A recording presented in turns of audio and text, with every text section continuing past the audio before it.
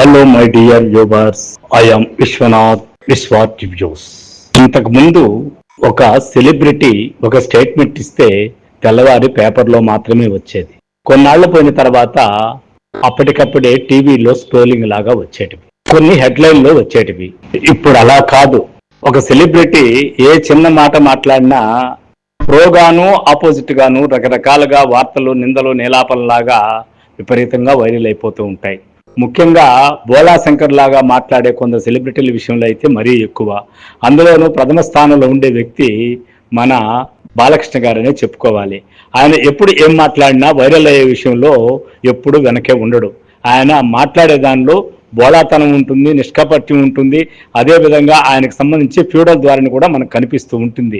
ఆయన అనేస్తాడు, మనం జుట్లు బిక్కుంటా ఉంటాం తప్ప ఆయన దాని గురించి పెద్దగా ఆలోచించడు. ఆలోచించేవాడైతే నెక్స్ట్ టైం మళ్ళీ అటువంటి వైరల్ వార్త రాదు. కానీ మళ్ళీ కూడా అటువంటి మాటలు వస్తూనే ఉంటాయి, ఆయన మాట్లాడుతూనే ఉంటాడు. ఇలా చాలామంది సెలబ్రిటీలు అలా వార్తల్లో ఎప్పుడు నలుగుతూనే ఉంటారు. ఇప్పుడు ఎందుకు చెప్తున్నానంటే, ముఖ్యంగా బాలకృష్ణ గారు మళ్ళీ ఏదైనా మాట్లాడేటప్పుడు ట్రోల్ అయ్యే దానిలో భలే తమాషాగా ఉంటుంది. ముఖ్యంగా సోషల్ మీడియాలో ఎవరో ఒక అతను నార్మల్ ఫ్యాను ట్రోల్ చేశారు అనుకుందాం, అది పోలీస్ స్టేషన్ దాకా వెళ్ళింది అనుకుందాం, బాగుంది. మీరు కేసు పెట్టే ముందు మీ అభిమానులు కూడా ఎవరిని ట్రోల్ చేయొద్దని మీరు చెప్పి ఉండాల్సింది. ఎన్నో సంవత్సరాలుగా పనిగొట్టుకుని బాలయ్య మీద విషప్రచారం చేశారు. యూట్యూబ్ ఛానల్స్లో నెగిటివ్ వీడియోస్ సర్క్యులేట్ చేస్తున్నారు. ఏకంగా కొన్ని వెబ్సైట్లు అయితే పుట్టుకొచ్చేసే దానికోసమే, ఆయన కోసమే అన్నట్టు ఉంటాయి. ఇది కేవలం ఒక హీరో ఫ్యాన్స్ చేసింది కాదు, కావాలని కొంతమంది చేశారని అందరికీ తెలుసు. ఎవరు ఒప్పుకున్నా ఒప్పుకోకపోయినా ఈ రోజు కూడా అదే జరుగుతోంది. ఇక మీ ఫ్యాన్స్ అయితే, ముఖ్యంగా బాలకృష్ణ ఫ్యాన్స్ అయితే బాలయ్యను ఎన్నో విధాలుగా ట్రోల్ చేశారు, చేస్తూనే ఉన్నారు. పాజిటివ్ గానే వాళ్ళు ట్రోల్ చేస్తారు, కానీ దాన్ని వాడుకునే వాళ్ళు ఇంకో రకంగా ట్రోల్ చేస్తారు.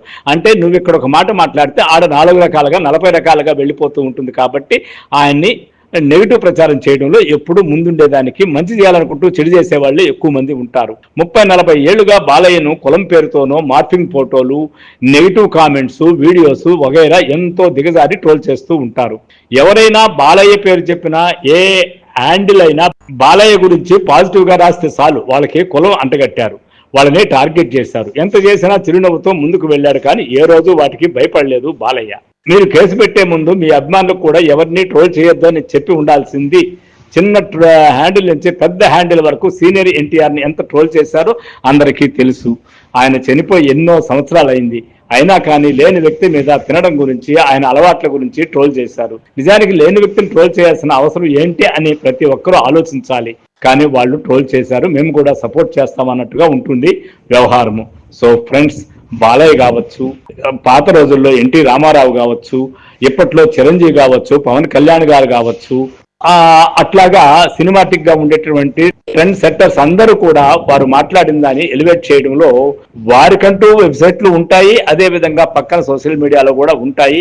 వాళ్ళ మైలేజ్ కోసం, వారి వ్యూస్ కోసం, వారి టీఆర్పీ కోసం వాళ్ళు పెంచుతూ పోతూ ఉంటే వీళ్ళ వ్యక్తిత్వాన్ని మనం ఒక రకమైనటువంటి టార్గెట్ చేసి వీళ్ళని క్యారెక్టర్ అసోసియేషన్ చేసేదానికి వాడుకుంటూ వెళ్తాం.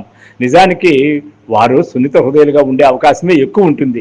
అయినా కానీ ఇక్కడ వారికి రకరకాల అతులు, అహంభావాలు, లేనిపోనివంతా అంటగట్టి మనం ఎంజాయ్ చేస్తూ ఉంటాం. సో ఫ్రెండ్స్, అది బాలకృష్ణ కావచ్చు, చిరంజీవి కావచ్చు, పవన్ కళ్యాణ్ కావచ్చు, ఇంకా ఏ స్టార్ అయినా కావచ్చు, ఏ పొలిటికల్ లీడర్ అయినా కావచ్చు, ఎవరు కావాలని ఏ విధంగానూ మాట్లాడరు. కానీ అవి అనుకోకుండా వైరల్ అవుతూ ఉంటాయి. వాటిని పట్టుకుని మీరు ట్రోల్ చేసి వాళ్ళ వ్యక్తిత్వాలు దిగజారిస్తే పర్వాలే, వాళ్ళు దానికి ఎటు రెడీ అయిపోయి ఉంటారు. కానీ ఆ ట్రోల్ వ్యవహారాలతో ఇప్పుడుండే యూత్లో ఒక రకమైనటువంటి పొల్యూట్ మెసేజ్ని మనం పాస్ చేయడం వల్ల ప్రతి ఒక్క విషయము టీఆర్పీ రేటుకో, వ్యూస్ కోసమో పరిమితం అయిపోయి నిజమైనటువంటి సమాచారం వాడికి చేరకుండా అడ్డదిడ్డంగా అబాస్ పాలు చేస్తున్నారు. కాబట్టి దయచేసి ఒక ట్రోల్ చేసే ముందు బాధ్యతగా ఆలోచించండి.